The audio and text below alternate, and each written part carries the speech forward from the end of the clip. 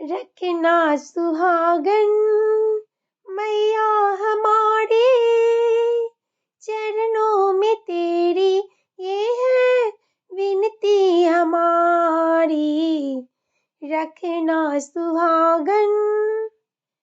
राधे राधे मित्रों, सभी माताओं एवं बहनों को करवा चौथ की हार्दिक शुभकामना।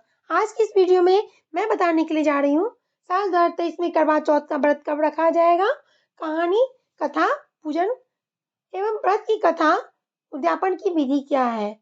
तो मित्रों, करवा चौथ का जो व्रत है स्त्रियों का बहुत महत्वपूर्ण त्योहार होता है।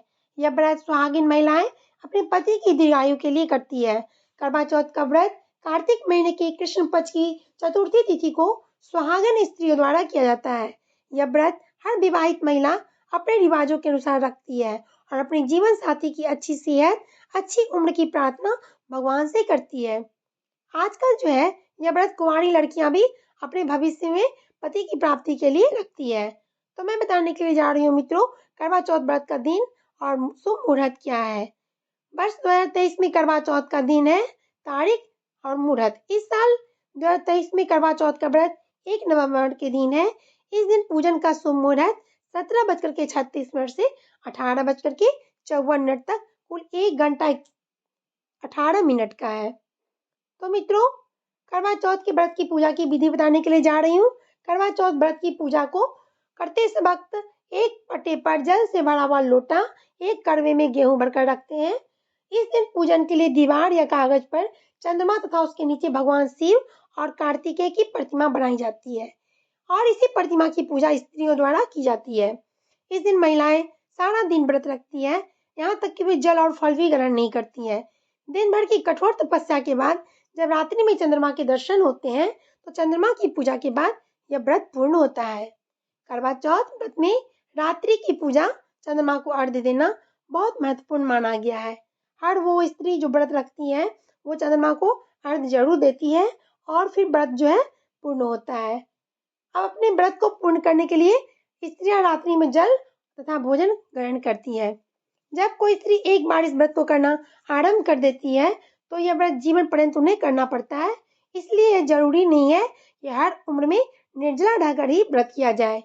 जब एक बार सुहागन महिला इस व्रत का पूजन कर देती है तो वह अपनी सुविधाओं के अनुसार व्रत के समय फल, जल और चीजें ग्रहण कर सकती है। कुछ इस तरह से हरितालिका का व्रत भी निर्जला रहा जाता है। मित्रों, जब कोई स्त्री करवा चौथ का व्रत करती है तो व्रत के दौरान कथा सुनती है, तभी वो व्रत पूर्ण माना जाता है। व्रत के दौरान कथा सुनने की प्रथा जो है मित्रों, प्राचीन काल से चली आ रही है। इस व्रत की कथा या कहानी जो कि सुहागन स्त्रियों के द्वारा सुनी जाती है वह इस प्रकार है। बोलिए प्रेम से चौथ माता मैया महारानी की जय। एक नगर में एक साहूकार रहता था। उसकी 7 लड़की और एक लड़की थी।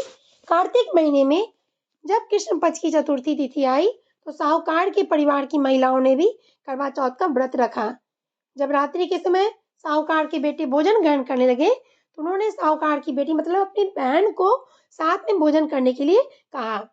भाइयों के द्वारा भोजन करने पर मना करने पर बहन ने उत्तर दिया, आज मेरा व्रत है, मैं चांद के निकलने पर पूजा विधि संपन्न करके ही भोजन करूंगी। भाइयों के द्वारा बहन के भूख के कारण मुरझाया हुआ चेहरा देखा नहीं गया। उन्होंने अपनी बहन को भोजन कराने के लिए प्रयत्न किया। उन्होंने घर के बाहर जाकर के अग्नि जला दी। उस अग्नि का प्रकाश अपनी बहन को दिखाते हुए कहा, देखो बहन, चांद निकल आया है, तुम चांद को अर्घ्य दे करके अपनी पूजा करके भोजन ग्रहण कर लो। अपने भाइयों द्वारा चांद की बात सुन करके बहन ने अपनी भाभीियों के पास जाकर कहा, भाभी चांद निकल आया है, चलो पूजा कर लें। परंतु उसकी भाभी अपने पतियों द्वारा की गई युक्ति को जानती थी। उन्होंने अपनी ननद को इस बारे में बताया और कहा कि आप भी इनकी बात पर विश्वास नहीं करें। परंतु बहन ने भाभीियों की बात पर ध्यान नहीं दिया और पूजा संपन्न करके भोजन ग्रहण कर लिया। इस प्रकार उनका व्रत टूट गया और गणेश जी नाराज हो गए।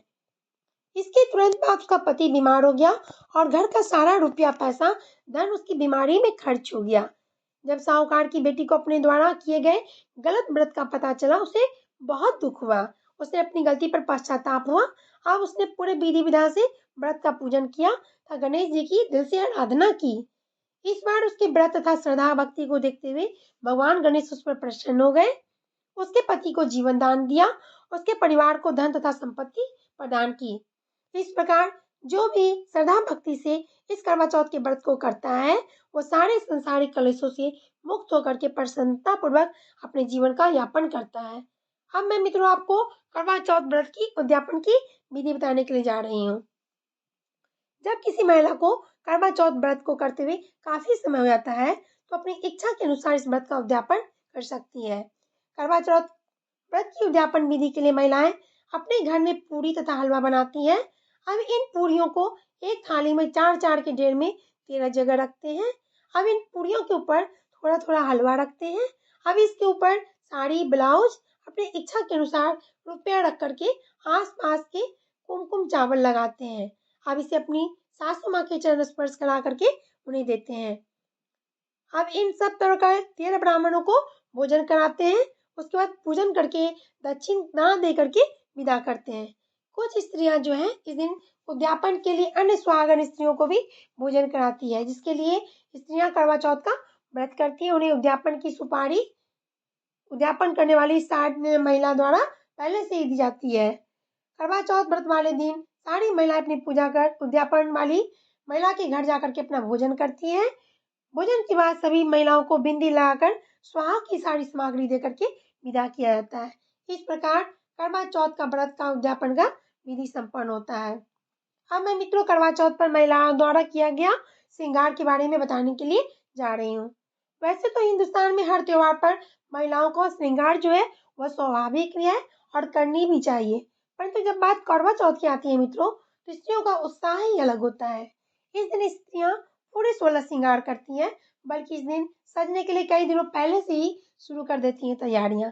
महिलाएं को पार्लर जाना चाहिए, मेहंदी बारात लगानी चाहिए और व्रत वाले दिन विशेष कपड़े पहनती है, गहने पहनती है। लाल पीले रंग के वस्त्र को पहनना ज्यादा शुभ होता है मित्रों। गहनों में भी सबसे खास चीज होती है स्त्री द्वारा पहनी गई नथ। नथ के पहनने से स्त्री की सुंदरता और भी बढ़ जाती है और उसकी सुंदरता में 4 चांद लगाती है।